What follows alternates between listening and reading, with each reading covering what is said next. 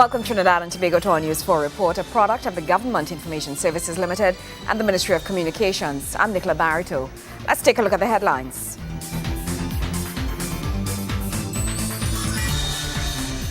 The Diplomatic Academy of the Caribbean is launched with the intent to promote dialogue and diplomatic relations with its cross-territorial core. The Prime Minister and the Acting Commissioner of Police assigns the largest investigative team with the promise of foreign resources to assist in the investigation of Dana Sitahal's death.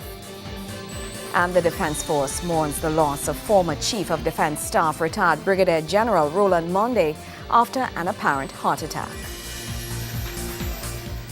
Thank you for joining us. Foreign Affairs Minister, the Honourable Winston Dookeran, officially launched the Diplomatic Academy of the Caribbean at the University of the West Indies St. Augustine campus. The Academy of the Caribbean is a joint project between the Government of Trinidad and Tobago and the Foreign Affairs Ministry, together with the university's Institute of International Relations, making it the first of its kind in the Caribbean. With the Caribbean aiming to get its voice heard at international policy agencies such as the United Nations, the need to train its diplomats and those who represent its cause at the fore comes to focus. As a result, the University of the West Indies launched its Diplomatic Academy, a project which has been long in making and a product of the brainchild Foreign Affairs Minister Winston Dookeran, along with others involved in international relations and diplomacy affairs. The Academy is the first of its kind in the region and comes ahead of the UK launching its own similar academy in coming weeks. Minister Dookeran, in officially opening the training centre, explained the need to have such an institution in the changing times of promoting dialogue and diplomatic relations. Changes in the world of diplomacy are imminent and continuous, and indeed are the result of major technological changes as well as the realignment of power relations in the world. While the Academy is an extension of the International Relations faculty at UWI, Minister Dookeran says he anticipates the school to become the region's top training ground for diplomats that would spearhead global-reaching topics and world-changing conferences.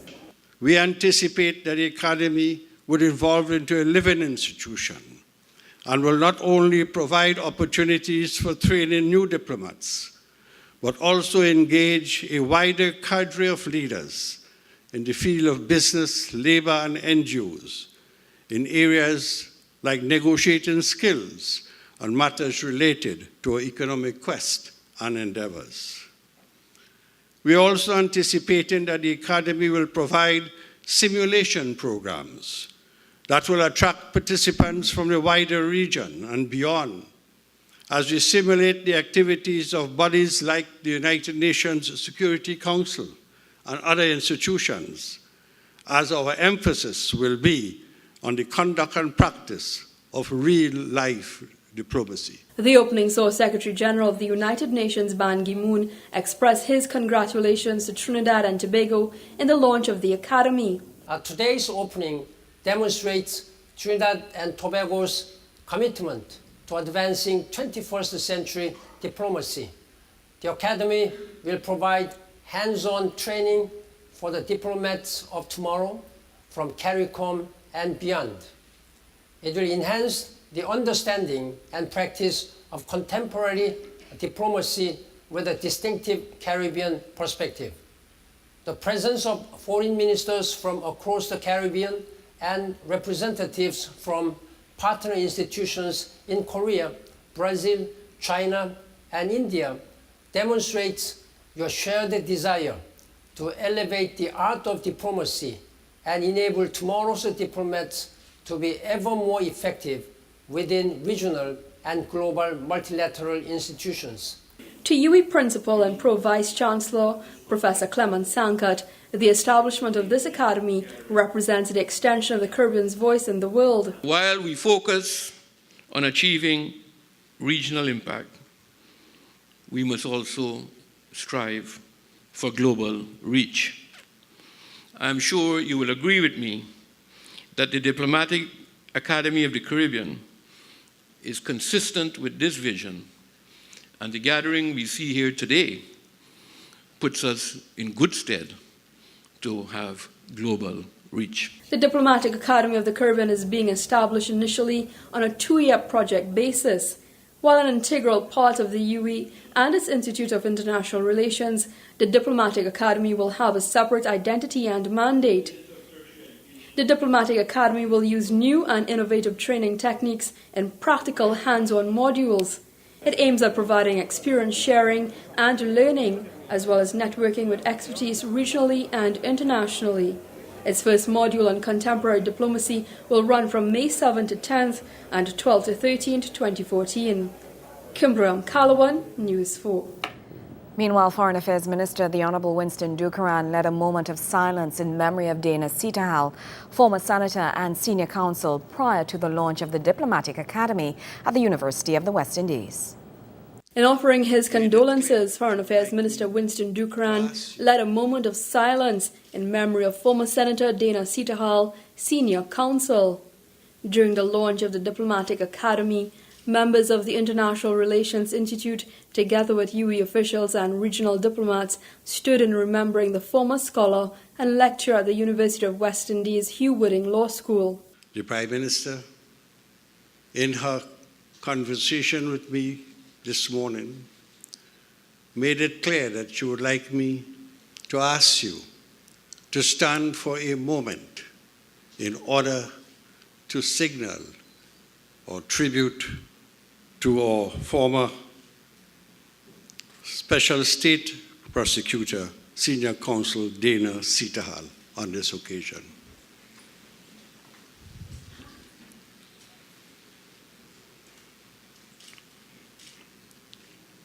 In giving remarks on behalf of Prime Minister Kamla Persad-Bissessar during the launch, the minister paid tribute to her as a true daughter of the university. The Prime Minister was deeply touched, also because Dana Sitahal was a colleague of hers, and indeed was a co-student in both of them being alumni of the University of the West Indies during their student days. It is in that context, therefore, I say to all that the Prime Minister remains committed, remains focused, remains at all times clearly in charge of shaping the destiny of Trinidad and Tobago. He says her passing is one that causes the determination of ensuring our justice system works to its fullest potential. The nation was shocked and saddened by what is being called by police investigators an assassination of Special State Prosecutor and former independent senator, Senior Counsel Dana Sitahal. Ms. Sitahal was a truly remarkable daughter of Trinidad and Tobago, fearless in her advocacy and determined in her efforts to improve the criminal justice system.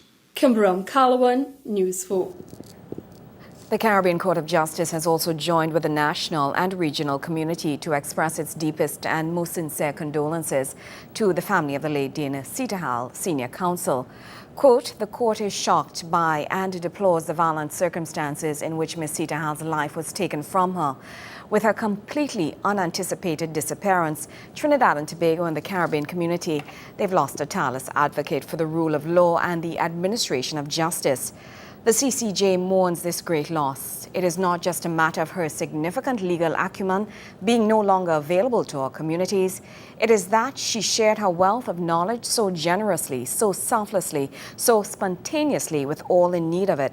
Ms. Sitahal's passing thus represents not merely the loss of a single life, it represents the disappearance of a wealth of knowledge, experience, and abundant goodwill. We are all the more impoverished for it. May she rest in peace, end quote. And Prime Minister Kamla Persad-Bissessar has announced the reward for information leading to the arrest, prosecution, and conviction of those involved in the murder of senior counsel Dana Sitahal. It has been increased from $1 million to $3.5 million. The Prime Minister made the announcement at an emergency meeting of the National Security Council at the San Fernando Teaching Hospital on Monday. The National Security Council meeting began at approximately 3:30 p.m. and was chaired by Mrs. Prasad Bisesa. The Prime Minister sought to give the assurance that other high-level officials were not being targeted by criminals. This investigation, you will ask, how is it different from others? They have advised it is different because we have through the National Operations Center and the other agencies working with the Commissioner, that there is a holistic approach. And that is to say that they're utilizing every resource that is available, and that includes science and technology, and that includes the human aspects. Government's $2.5 million increase has been added to the initial offer of $1 million by Crime Stoppers. Mrs. Prasad Bisesa stated the government will provide foreign resources and expertise if the investigation requires such action. With respect to arrest, prosecution, and conviction. Because it's all very well to get the information, to get intelligence, but what is important is to sustain whatever comes forward into conviction. So $1 million with respect to information leading to arrest and prosecution, $2.5 million arrest, prosecution, and conviction. Mrs. Prasad Bisesa revealed the NSC was briefed on the status of the investigation by Acting Commissioner of Police Stephen Williams, and he accepted the offer for foreign expertise to be called in if necessary.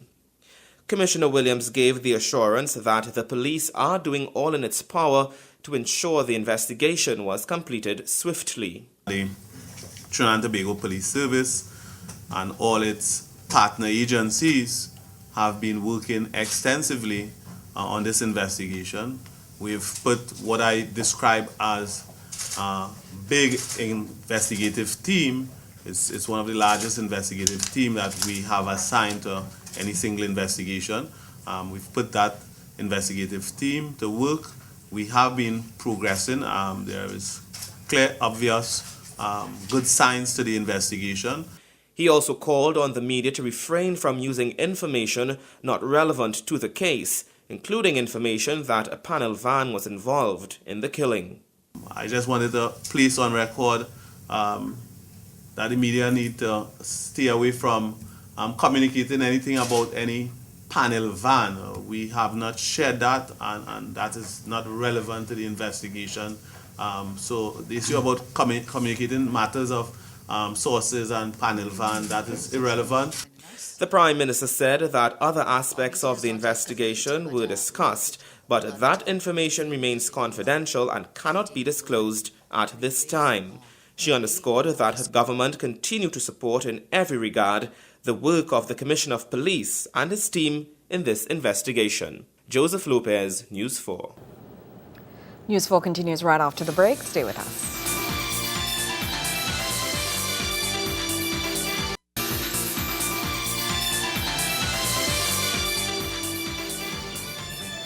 The nation's defense force is mourning the loss of former Chief of Defense Staff, retired Brigadier General Roland Monde. 57-year-old Brigadier General Monde died early this morning at the Arima District Hospital from an apparent heart attack. Brigadier Monde served as Chief of Defense Staff from March 2010 to 2011. He also served as this country's military attaché in the United States at the Embassy in Washington, D.C. He joined the Trinidad and Tobago Regiment on June 1, 1978, at the age of 21. His 34 years in the Army saw him going on tours of duty in different parts of the world, including Bosnia and Haiti. He will be remembered by many of his peers as a devoted soldier who always fought to ensure the well-being of his juniors. More news after this.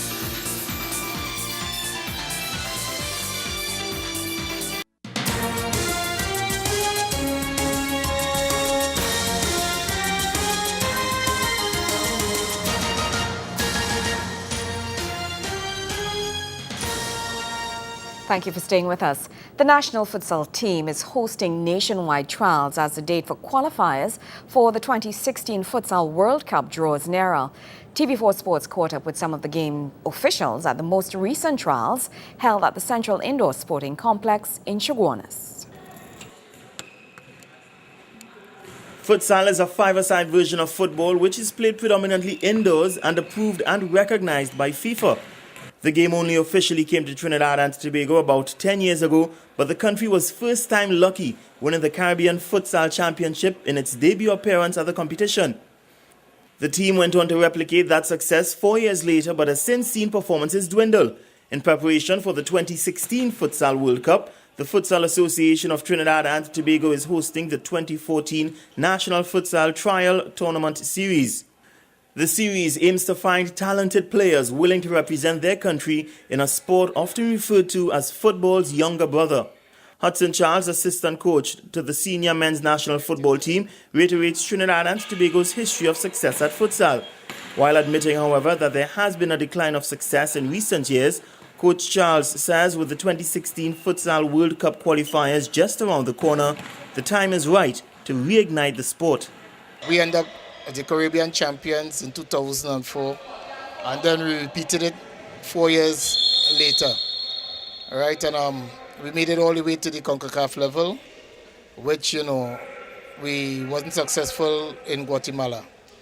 Right, today 6 years after, we now starting to pick back up where we left. We're trying to look for potential futsal players, right? Because we qualifiers supposed to start next year, 2015. We're hoping to discover some talent that will take us all the way to 2016. National Futsal Team Manager Ronald Brereton says the screenings are being held with two main goals in mind. Put together a team with the first intention of retaining the Caribbean Championship, which we didn't have an opportunity to defend the last time it was played. So we intend, the first task is to win back that Caribbean Championship and prepare a team to go to the CONCACAF Championships with the clear intention and mandate of qualifying for the 2016 Futsal World Cup. That's what we are about this morning. And we are going as far and wide as possible to attract the best. Mr. Brereton adds that finding these players should be no problem, as Trinidad and Tobago undoubtedly has the talent. Trinidad and Tobago has some of the best small goal footballers, and futsal in itself comes from that street football type of atmosphere. So I feel certain if we do the exercise properly, we could put together a team that should be able to qualify for the next Futsal World Cup. Former national football captain and current head coach of the national futsal team, Clayton Morris, gives an idea of what he says are essential components in any national futsal player. We are looking for players who has a good touch, number one, on the ball, players who has good vision, players who has the right attitude, players who are coachable, players who has the discipline to work hard, and players who want to represent the country and to be ambassadors. The National Futsal Trial Tournament Series will continue this Saturday in Mayaro at the Mayaro Indoor Sports Arena. Trials are also expected to be held in Pleasantville, Point Fortin, Arima, and Tobago. All persons, including players, coaches, and sport administrators interested in becoming involved in the national futsal setup can email futsaltt@gmail.com or call 765-4439. Gregory McBurney, News 4 Sports. Stay with us. News 4 continues.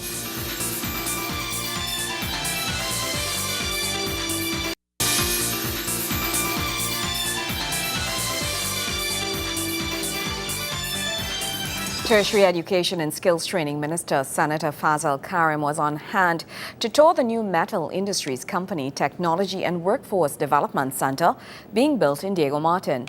Speaking after the tour, Minister Karim says the facility will cater to anyone in the community who is interested in learning and expanding their job options. This forms part of the opportunity and access which we are presenting to our youth of the country and those who are later on in age but would like to pursue knowledge, education, skills training for the opportunities of jobs, employment, and entrepreneurship. He highlights the areas which will be made available for persons to enroll and study. The facility was refurbished at a cost of $1.5 million and will house and host approximately 300 students when fully operational. Classes are expected to commence within 1 month. We expect that this facility will provide classes in the following occupational areas: food preparation and culinary arts, drafting, dressmaking and design, electrical installation, small engine repairs, and small engine repairs is very important, particularly as we are very close to the coast and we have the fishing villages of Kaanaj and Chagaramas. And so that we expect that what we are going to be teaching and training here will be of benefit to the creation of jobs in the peninsula. But very importantly, for those persons who live and who work in this area to access the opportunities to be trained or retrained, as the case may be. Other classes will be provided, including programs on air conditioning and refrigerator, or that should be refrigeration, auto repairs, tailoring and welding, along with adult literacy and computer literacy.